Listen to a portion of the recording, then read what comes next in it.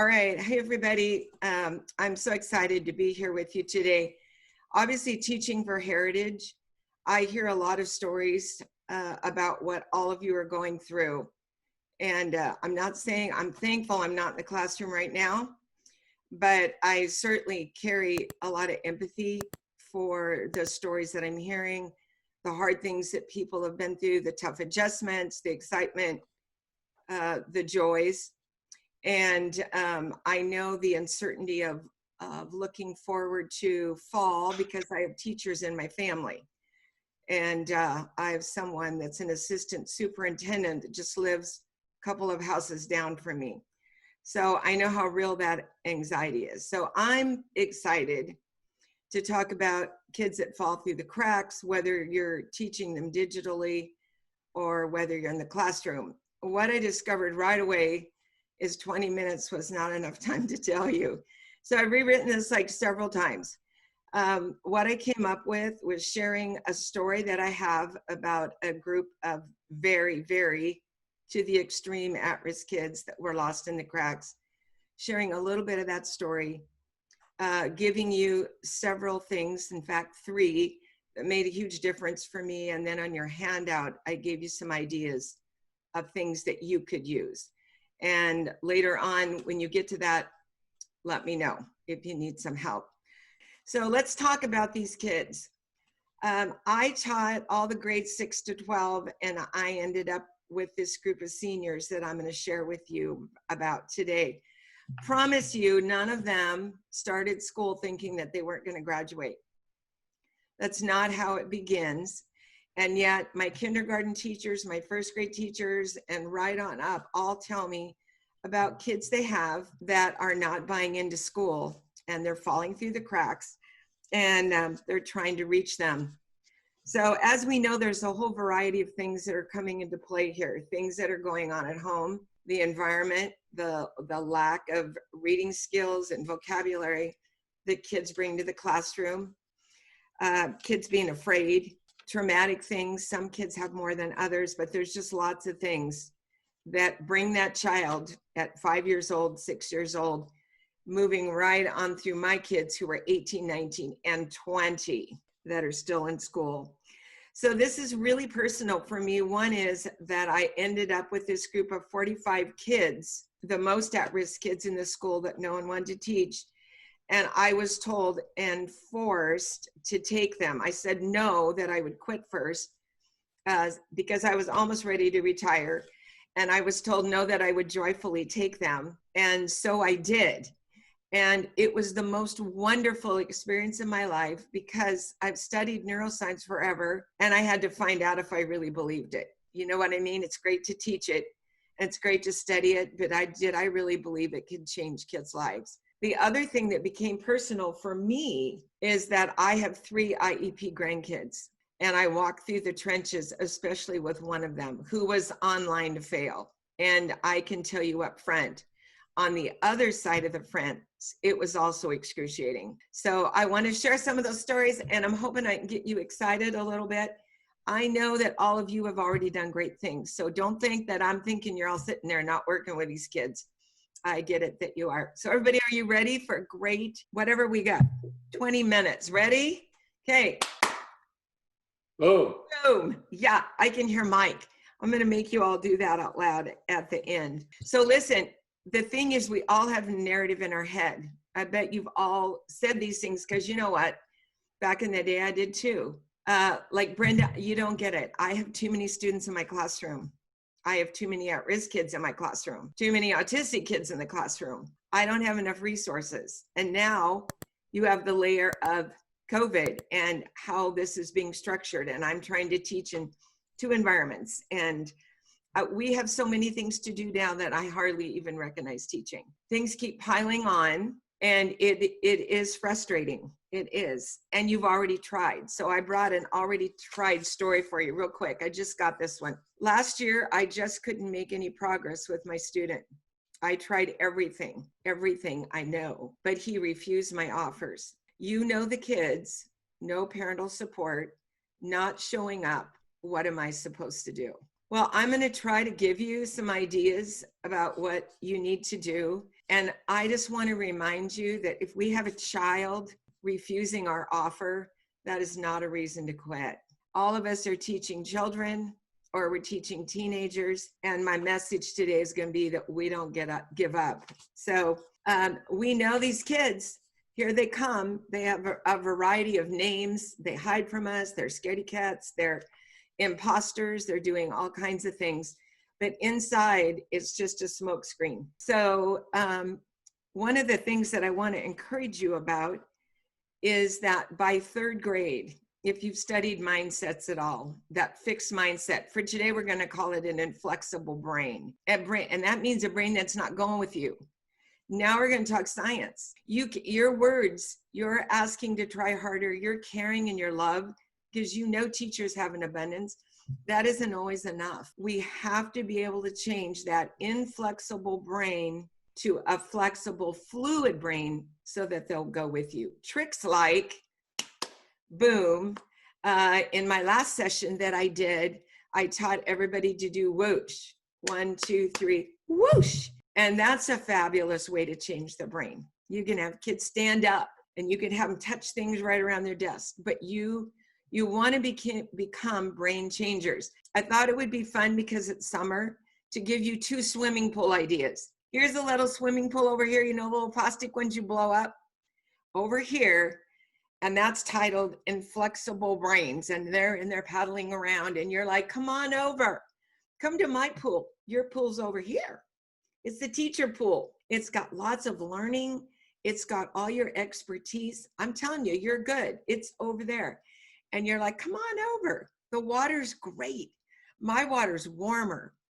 I have toys in my pool. I have all kinds of great things. And guess what? They're not coming. They're not coming.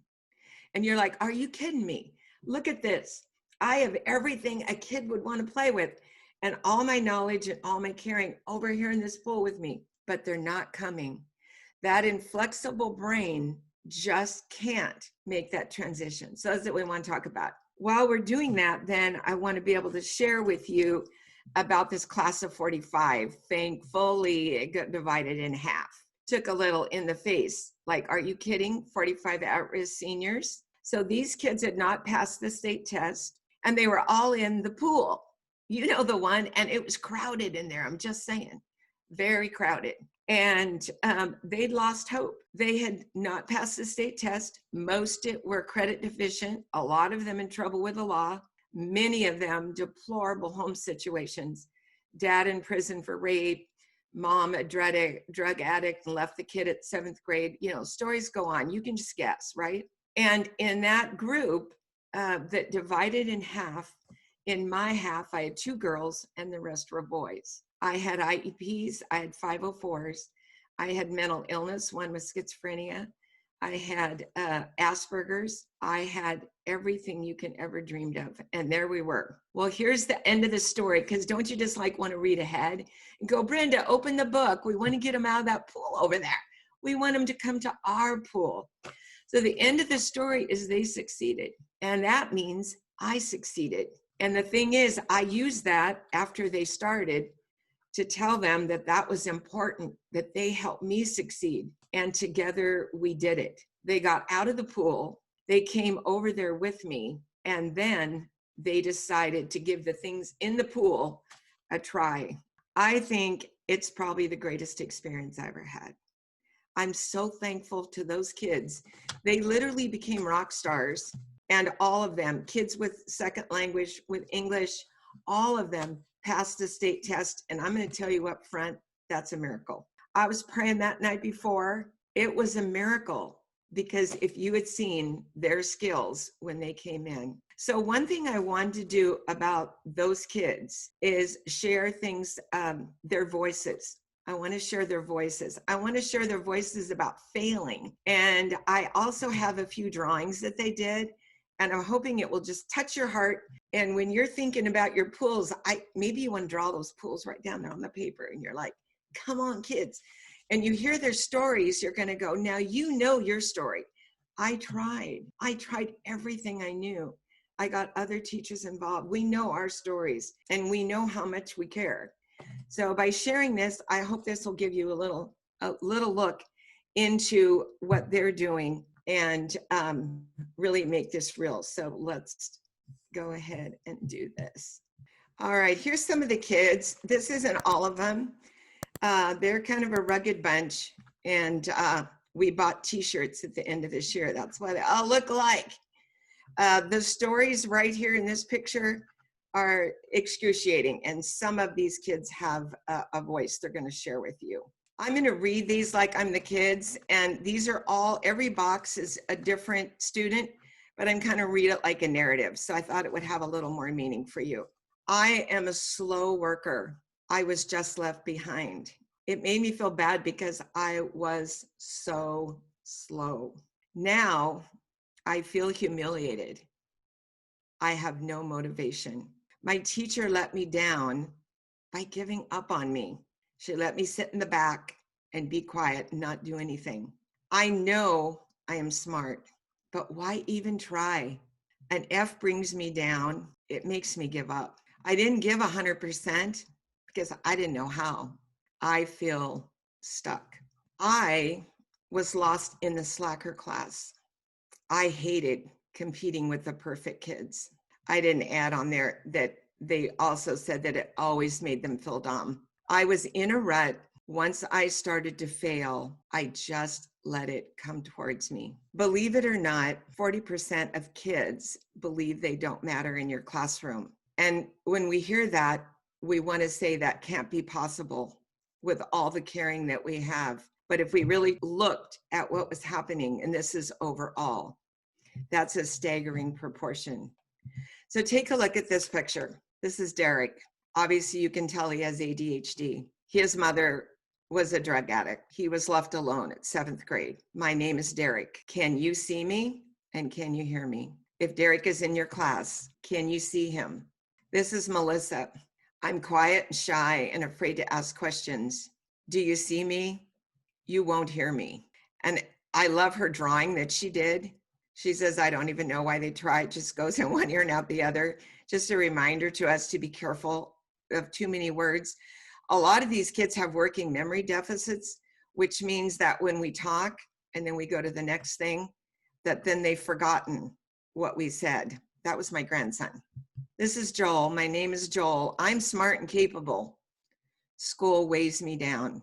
The drama, the pain, the sadness of being in his situation. My name is Michael. I'm a second-year senior. I have an IEP.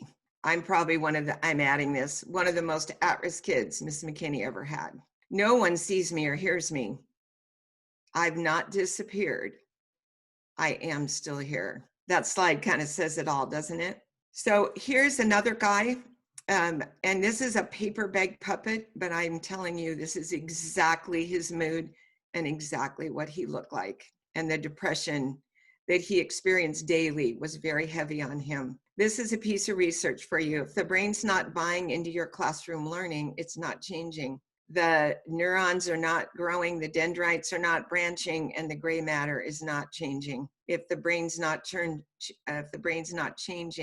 it is not learning. And so that's something we want to really keep close to our heart. Here's the last one for you. Your 1,260 hours collectively have to be so spectacular that you can overcome the other 7,500 hours in your students' lives. You need to be that good, and you are that good. What I'm sharing with you today is that we need to find new ways. We're in a new normal, and the old things that we've done aren't enough. We want to look at the new science, the new research and learning to pave the way for our success and give us a start so we can reach these kids. And I just put a little thing up that I'm working right now on a class using these kids, and I have movies and testimonies, and I'm hoping down the road you'll be able to join me. So how exciting is that? Success from those kids. In case you want to know how I got those pictures, they were just pencil drawings that the kids did for me. Somebody was failing, and they were really fabulous on the computer, and I said, if you can give these color, I'm going to give you a good grade on it. And they did. And I have a whole bunch more. but they're pretty spectacular.